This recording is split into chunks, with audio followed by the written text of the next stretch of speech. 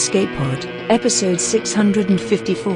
And then there were N-1 by Sarah Pinsker, part 3.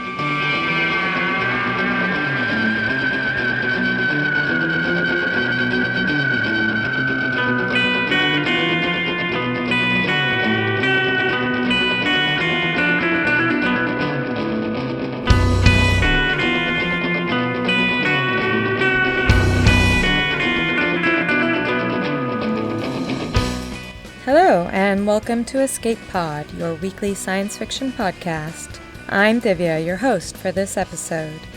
This week, we are pleased to bring you part 3 of the 4-part novella, And Then There Were N-1 by Sarah Pinsker.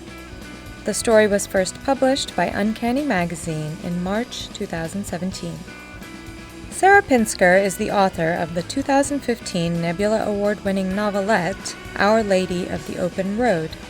Her fiction has been published in numerous magazines, anthologies, and year's bests. Her collection, Sooner or Later Everything Falls into the Sea, is due out in 2019.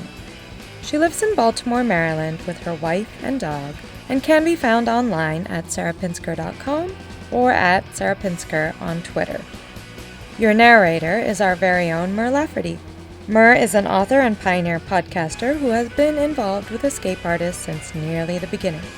She was one of the founding editors of Pseudopod, editor of Escape Pod, and founder and editor of Mothership Zeta. She is currently the co-host with Matt Wallace of Ditch Diggers, a Hugo Award winner for Best Fancast, and the author of the Hugo finalist novel Six Wakes, and also of Solo, a Star Wars story. Now, get ready to see yourself in a whole new light, because it's story time. Back in the hallway, I dug into my bag for a pen. I'd normally have taken the notes while she talked, but I'd had a feeling it would have shut her up. Instead of a pen, I came up with a dinner roll I'd taken earlier. I ate it in 2 bites. Diving in again, my fingers settled on the key card I'd found in the nightclub. Room 517. In the tower, I guessed. Might as well check it out. I rode the tower elevator, much faster than the one to the nightclub, with 2 Sarahs who were making eyes at each other in a way that made me deeply uncomfortable. I was happy to escape. Room 517 was around the corner and down the hall. My shoes sank into plush carpeting. Pushing a luggage cart through it wouldn't be any fun, but maybe tower people paid bellhops to do the grunt work. The halls up here had actual wallpaper, tasteful stripes, in contrast with our bare-walled wing. I paused for a moment outside the room, trying to hear if there was anyone moving inside, preparing myself to find I didn't know what. I hadn't gotten clearance to do this. Then again, nobody had told me not to, which was basically permission. I knocked, waited for an answer, knocked again. The swipe card worked on the first try. I stepped inside. The light had been left on. The furniture looked like hardwood instead of plywood, and the room was maybe a foot or 2 wider, but I didn't really see anything to justify the cost difference between this space and mine. 3 dresses hung in the open closet, in styles similar to the dead woman's. Worn gym clothes lay crumpled in the corner next to the first bed, a pair of sneakers half buried underneath the pile. The closer bed had obviously been slept in.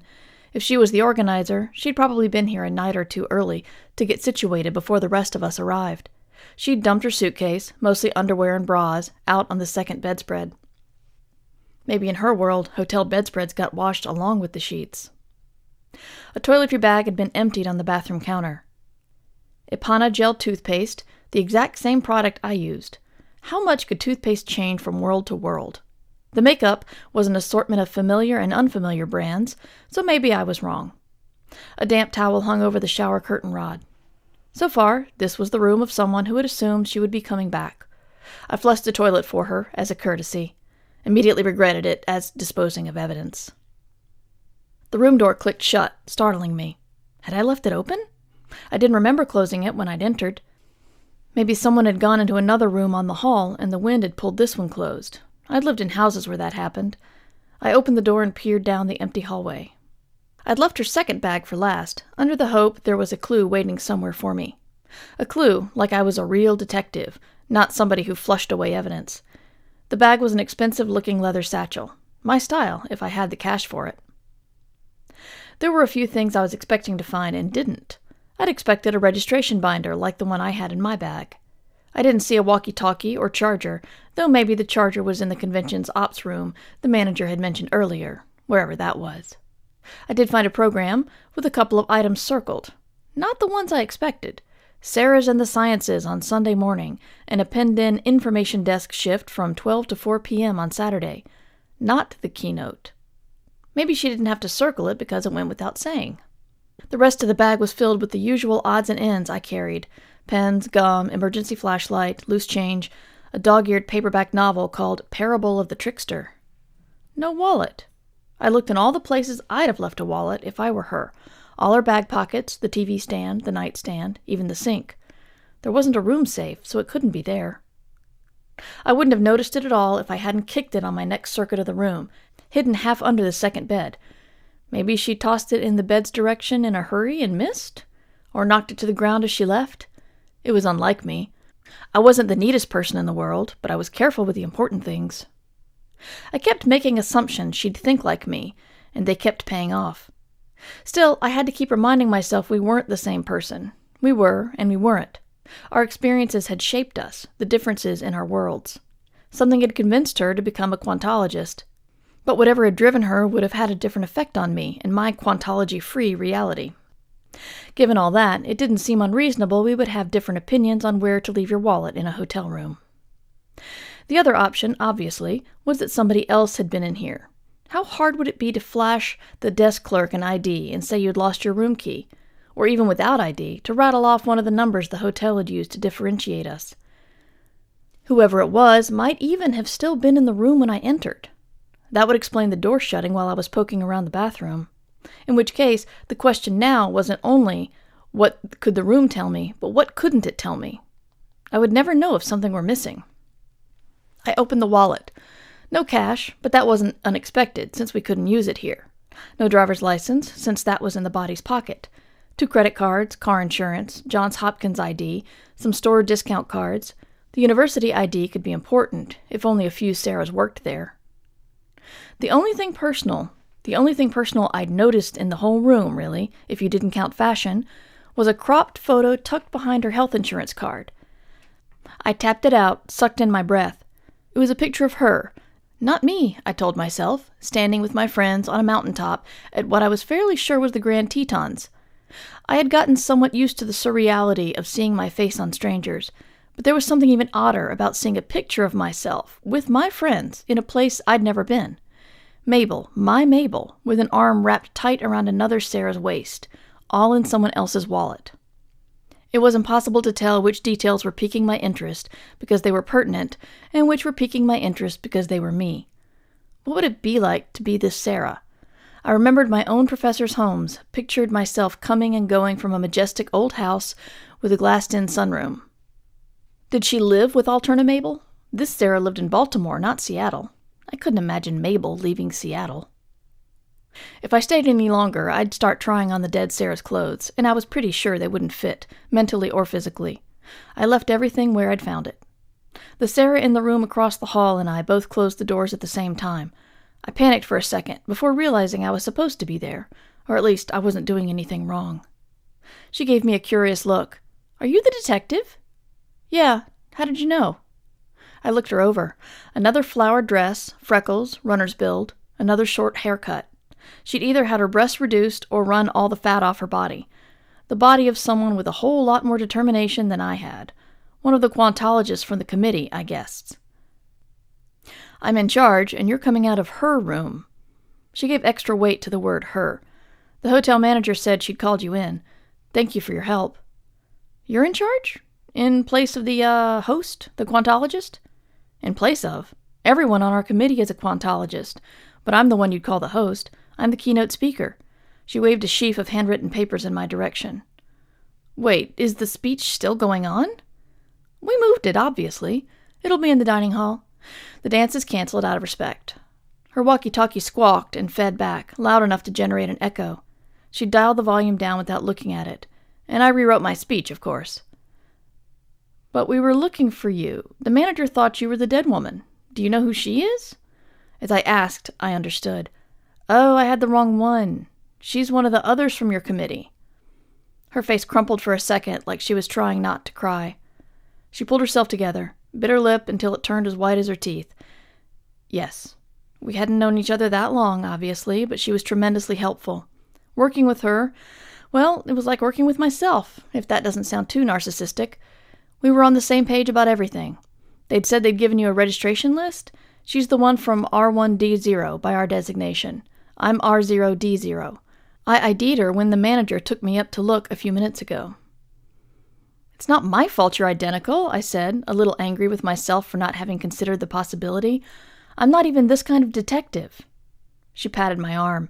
My feeling of inadequacy blew over as soon as I said it, leaving her gesture as sincere commiseration, not condescension. Her smile was genuine, sympathetic. "I wouldn't have suggested getting you involved in all of this, but I wasn't there when the hotel manager panicked. I think she must have fallen off the stage and hit her head, but we'll bring in the authorities as soon as the weather lets up. No need for you to worry about it." Everything I'd learned was still lurching and settling into new positions. The clothing change made sense if it was a different person. Everything I knew about the one fit the other. "How close are your worlds? I mean, do you know the divergence point? I don't think I'll get the science of it, but I get the divergence point's concept." "I'd love to talk more," she said, "but my speech is supposed to start in a few minutes." "Do you mind if I walk with you? I have a couple more questions I wouldn't mind asking, even if you think I don't need to investigate." She shrugged and started walking. I followed. "Why didn't you answer your radio when they called for you?" "I was in the shower. I must not have heard it." "Do you know what she was doing in the nightclub?" "No clue. Looking for me, maybe? Or adding something to the Hall of Fame display? A few people brought items they hadn't mentioned on the questionnaire." We waited for the elevator. A couple more Sarahs joined us, giving the same curious once-over we were all giving each other. If they were staying in this tower, they were likely on the richer side of the spectrum. Both were dressed the way I'd dress if I could afford nicer clothes, but one had her hair cut shorter than I'd ever cut mine, the back shaved, the top still curly. It looked good. I wished I had the guts. Neither wore glasses. Contacts or surgery, or some fluke of genetics? I'd have asked if I wasn't more interested in the host. I didn't want to question her much in front of strangers without knowing what had already been said to the general public. I searched for a more neutral topic. "Why did you choose this hotel?" The elevator chimed and let us in. We stood silent while it descended. I used the time to study the others. Hair and clothes had been the easiest ways to catalog differences at first, but I was starting to see that we fell into a few different basic phenotypes. The host and the other athletic Sarahs on one side of a spectrum that ranged lean to soft. Still no way to suss out anything beyond the superficial without asking. Once the other Sarahs had walked away, the host answered my question as if there had been no gap. "Secret Island is a tiny dot in the Atlantic. I won't bother getting into the geopolitics, but it's independent in 9 identified worlds. 3 are home to private mansions, 6 to private resort hotels. In this one, and only this one of us is manager, though she's one of the more distant iterations I identified, from a subset who went to university in Nova Scotia and then stayed in the East. This place was perfect, so inhospitably perfect we were able to guarantee to our sponsors and grantees that nobody would go AWOL. One weekend, in and out, no risk." She flashed a rueful smile. "What do sponsors and grantees get from this?"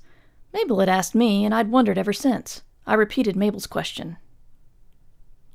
"The usual name recognition for those in worlds where they exist, and if it goes well, if it had gone well, I guess, the chance to explore doing it for other purposes, recreational, educational. There are a couple of travel companies, a couple of charitable foundations, a couple of think tanks. I'm hoping I'll still be able to convince them her death would have happened anywhere, nothing to do with the event." I nodded. "One more thing. Is there a way for me to talk to your other committee members? You're the ones who would have known her best." She looked for a second like she was going to say no, but then she lifted her walkie-talkie to her lips. After a brief back and forth, they agreed to meet me at the registration after the keynote. "Anything else?" she asked. "I still say there's no point in you investigating before the police get here, but if you think there is, I'll cede to your expertise." I wasn't sure if that was a dig or not. She was probably right. I had no idea why I was still asking questions. Except I did like having something to do, and I was suspicious of anything dismissed too easily. If I were lying in a hotel fridge, I'd want someone asking questions for me. A crowd bottlenecked at the dining hall entrance. I guess none of us liked arriving too early. We didn't like jostling either, so the result was a polite alternate right-of-way situation that worked itself out pretty quickly. The room was still arranged in a constellation of 8-person tables, but a microphone had been set up on one end of the room. I peeled off to find standing room beside the entrance, where I could watch the speech and the crowd at the same time. The host walked to the microphone. She wore small heels with her dress. Heels always make me walk like a moose on a frozen lake, but she came across comfortable and confident. I couldn't help coveting her poise. She glanced at the clock above the door. For a moment I thought she was looking at me, and then started to speak without consulting her notes. Welcome, friends. First, I think by now many of you have heard we've had a death at the conference. One of my committee members, perhaps the person who worked most closely with me, Sarah Pinsker. It's so strange to say that name, my own name, the name that many of you call your own, in this context. We're still waiting for the authorities to arrive to tell us what happened. We're also working to inform her family and to find the proper way to memorialize her. I'm sure she's in all our hearts. I say, in all our hearts, and I know it sounds cliché, but it's literally true. She is every one of us. So we can imagine what her loss will mean to her own world and her own family. At the same time, it's impossible to imagine. Even now, when I say her name, you picture yourself, not her. Not the things that made her distinct from you or me. In that way, we grieve her as friend and family, not a stranger, even those of us who didn't know her as an individual. The door creaked, and I looked over to see the DJ slipping from the room. The speaker continued. You all took such pains to get here, it didn't feel right to cut the weekend short. I'm sure she would have wanted it to go on, because I know I would have wanted it to go on after all our work. Tonight's dance is canceled out of respect. There'll be rooms available tonight and tomorrow for support groups if anyone needs to process in that setting. There will also be a Shabbat service in the chapel tomorrow morning at 10 if anybody wants to say Kaddish for her, led by Rabbi Sarah Pinsker. Stand up, Rabbi? Sarah stood, raised a hand in solemn greeting, then sat again. The only rabbi, I thought. Was there a panel on our more unexpected career choices? I know what had led me down my road, but not what had led her down hers. Without invalidating anyone's grief or confusion, I have to say that this death, tragic as it is, highlights the reason we're here, to learn from each other. I've got a panel tomorrow where I'll explain in more detail how this all works, but I think this is a fitting moment to explain the basics, to explain how we are all different and the same. Her tone changed, as if she was now on more comfortable ground. It's human nature to center ourselves in the narrative, but I encourage us all to consider the larger picture. I'm standing here before you not because I am the first, or the best, or the trunk of a branching tree. I am here due to two things I can own, a discovery and a decision. I'm the one who figured out how to open a door. I'm the one who invited all of you to walk through it. Nothing more, nothing less. There are others among us who are as accomplished in their own fields, who could invite us through other doors, figuratively speaking.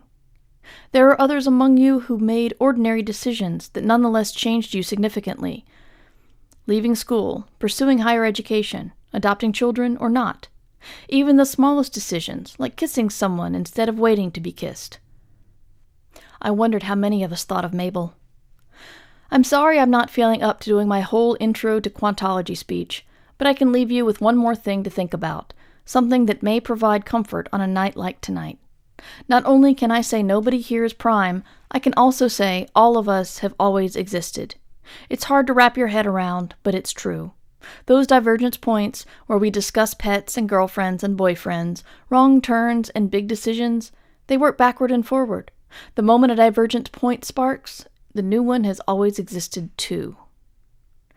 I tried to invite Sarahs with some variety, to learn from each other, but Sarahs who are still recognizably us.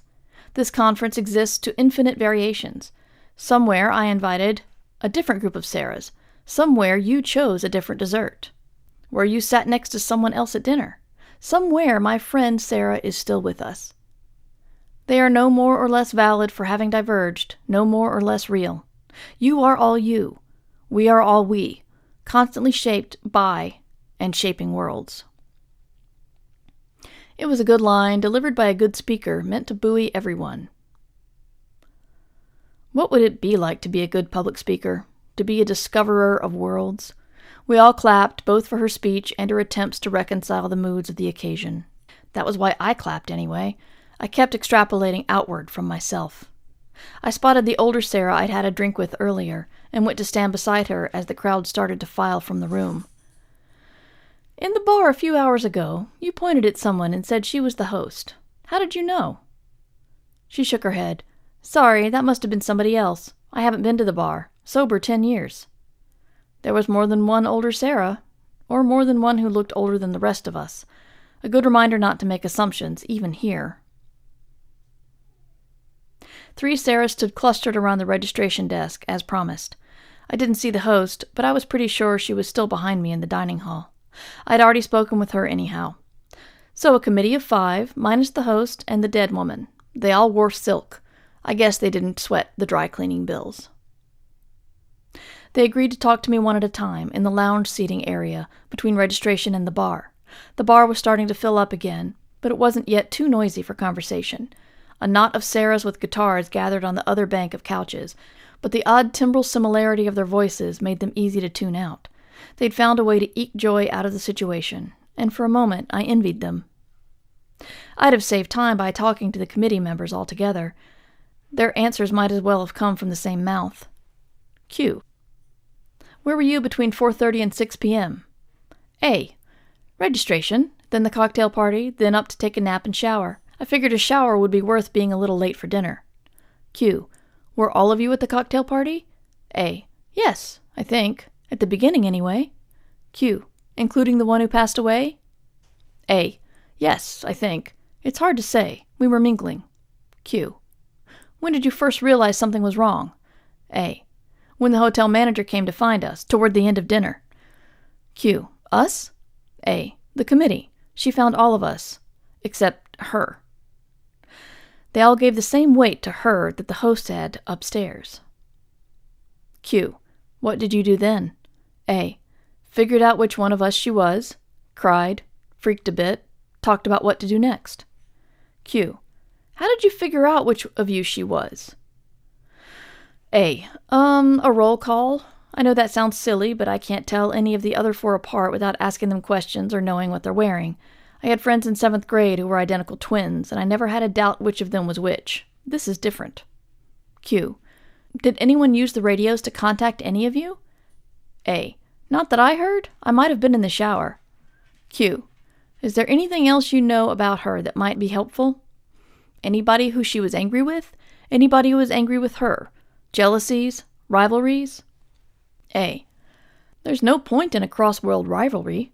We were all a little jealous of R0D0, of course. She made the breakthrough we were all trying to make, but not R1D0. Q. Do you know your divergence point from the others on your committee? A. 11 days before the big discovery, R0D0 and R1D0 made a mistake in an equation. The rest of us got it right. It was the mistake that was the key. The 3 of us differ in ways barely worth mentioning, all within a month of each other. A hospital visit, a sprained ankle on a run, a birthday party the rest of us skipped. Q. What about R0D0 and R1D0 then? Where do they diverge? Would there be any reason for the host to be jealous of the deceased? A. If anything, it would be the other way around. They diverged an hour before the discovery. R1D0 went out for an anniversary dinner with her girlfriend. R0D0 canceled dinner and stayed in the lab. If I were R1D0, I'd have carried a little resentment over that, but if she did, she never showed it. Anyway, someone said it was an accident, right? Is there any chance it was anything else? She hasn't been examined, I said. She's got one hell of a knock to her head. I left it deliberately vague to see if any of them gave something away. They all gave me the same look, stressed and relieved, hopeful and guilty about that hope. I found myself wishing all of my insurance interviews were with Sarah's.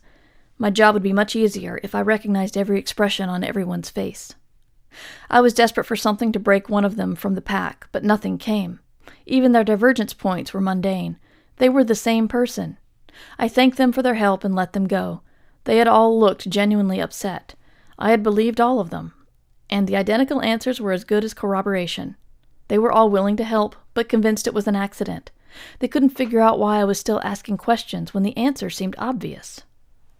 In their shoes, I'd be desperate to believe it was an accident too. Better than thinking somebody might have it in for me. If I were one of them, I'd be terrified and trying to hide it. I'd be looking around every corner for a killer, trying to live up my last moments, to settle accounts, just in case, except we were all trapped for the weekend, unable to contact anyone we loved or go anywhere. I was one of them, without the science background, without the urge to be the first or the best or whatever it was driving them. Which was an interesting line of questioning I hadn't followed at all. What was driving them? Why were they so ambitious, given the rest of us weren't? What had made them go into quantology? Could any of them still make the same discovery for their world, or had the host Sarah spoiled it for everyone? I looked over to see if they were still standing by registration, but they had all gone. The bar was half full, and when I slid onto the nearest empty bar stool, the bartender handed me a tumbler of bourbon, neat, without my needing to ask. The guesswork was gone from his job. There was a plastic cup over the handle for the stout. I hoped he had another keg somewhere that he hadn't had time to tap yet. Down the row, 6 other Sarahs sipped from identical glasses. "Cheers," said the Sarah next to me, holding up her drink. She was wearing a Wonder Woman t-shirt too, an Alex Ross illustration, deflecting bullets. She looked exhausted, like she'd spent the evening deflecting bullets herself. "It's hitting you too, huh?" "Hitting me?" "The difference question. You've noticed a thing about yourself, or a thing about somebody else here that isn't true of yourself. You can't quite tell if you should feel bad about it, if it's a flaw in you, or if there's something you did wrong along the way. You thought one more drink might let you fall asleep without it keeping you up all night." We clinked glasses. I wandered back toward my room, still mulling it over. Wind whipped down the chilly hallway, but I saw only one figure silhouetted against the open door, with her mass of flaming curls. "Where's your friend?" I asked, leaning out. A gust hit me hard enough to knock me off balance. In its wake, the air was heavy with the promise of rain. The smoker whirled to face me when I spoke. "Sorry if I scared you. I was the one who chatted with the 2 of you out here earlier, in case you can't tell." She shrugged. "Haven't seen her. I heard she found the body. Maybe she needs some time alone. I know I would. Drink?" She held a flask out to me, and I took it with a nod of thanks. Bourbon. Cheaper than the stuff the bartender had served, but still decent. Another gust of wind tore the top of a dumpster off its hinges and sent it tumbling over the loading dock wall. We both watched it cartwheel away. "New question for tomorrow," she said, taking her flask back. "You get to test it first. What are you most afraid of?" My answer was instant. Everything. Earthquakes, bombs, random violence, falling tree branches, losing people I love, cancer, being in the wrong place at the wrong time, this storm, missing out on something because I didn't want to make a fool of myself, missing out on something because I'm afraid. I try not to let it control me. My job helps desensitize me a little bit, but yeah. Long answer to a short question. You? She took a long drag on her cigarette. I'd have stopped at everything. But yeah, same basic theme. Pretty amazing that we're all here despite being chicken. Afraid to ride bicycles, but willing to step out of our own reality completely for a weekend.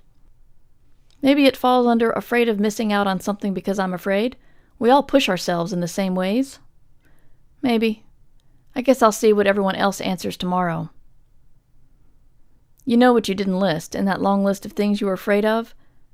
What? I replayed my answer in my head to figure what I might have missed.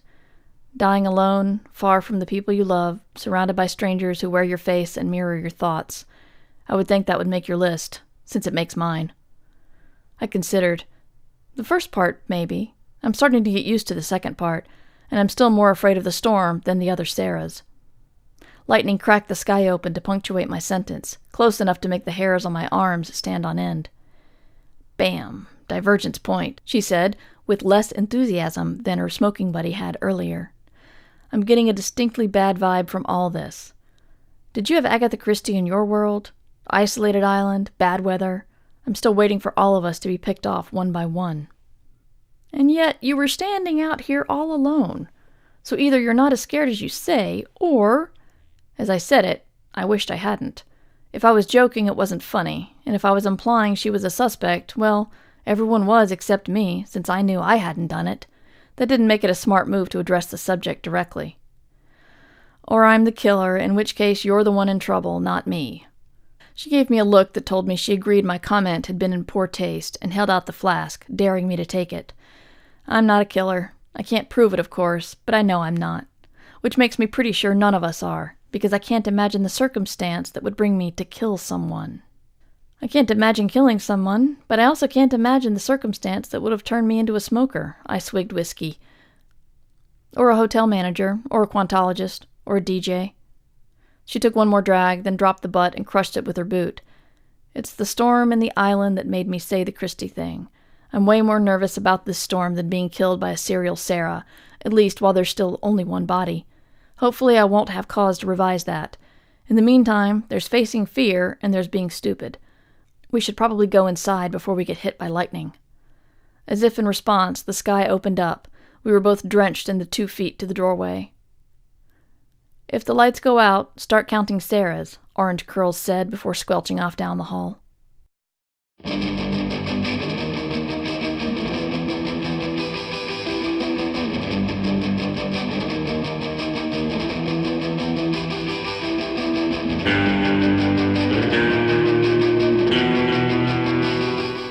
And that's our third installment. Do you have some theories as to who done it? Come back next week for the revealing conclusion and find out if you guessed right. We hope you've been enjoying the multi-part episodes this year. Let us know what you think by email to ansible@escapeartists.net. Escape Pod is a production of Escape Artists Inc. and is brought to you with a Creative Commons Attribution Non-Commercial No Derivatives license. Don't change it, don't sell it, do go forth and share it. Escape Pod relies on the generous donations of our listeners. Find us on Patreon, listed as EA Podcasts, or donate via PayPal on our website, escapepod.org, and vote for more stories about multidimensional murder and mayhem. Our opening and closing music is by Daikaiju at daikaiju.org, and our closing quotation this week is from Agatha Christie, who wrote, "A murder is the culmination of a lot of different circumstances, all converging at a given moment at a given point." Thanks for listening, and enjoy your auditory adventures through time and space.